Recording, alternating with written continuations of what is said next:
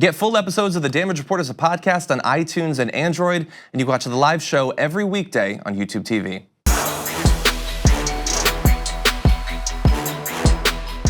Dave Chappelle on with Van Jones also asked about the Me Too movement, and here is what he thought.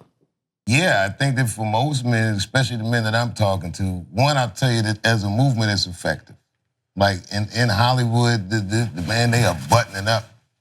Which is good. Yeah, it's better than good. It's necessary. Two, I'll say that there's a lot of men that are learning for the first time the extent of the plight of the women in their lives. We're just learning that consent is important. Most of our states, they don't teach consent when they teach sex ed. Think about that. That's right. And this is a tough discussion, but it needs to be had. Yeah. And people need to learn the lessons, and we need to listen to one another. Yeah. I think that some people are so threatened by the movement, or they're so worried about it, that they're not hearing the messaging behind it. Mm-hmm. But I think it's an idea that's time has come, and we'll see.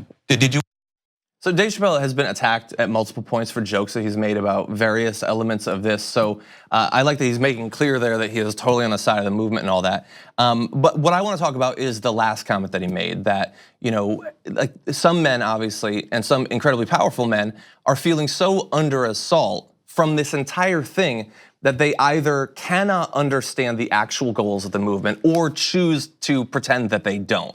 That is not a new thing. It's not unique to this issue. We see the exact same thing with the NFL protests, people fighting back against the movement, but not the actual movement, the movement that they want to pretend that it is. And we see that with the Me Too movement as well.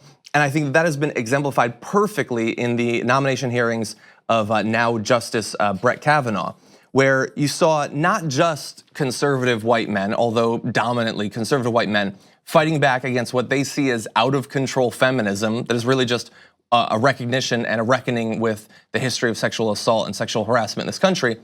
But they see it as like a demonization of being a man. And there's so many voices on the right that are trying to make their careers right now on that sort of issue. Even established ones like Piers Morgan, we were breaking out earlier this week, think that that is their route to increase relevance and fame and money. And I share the same concern that Dave Chappelle has, that a lot of people seem to have tuned out on this issue.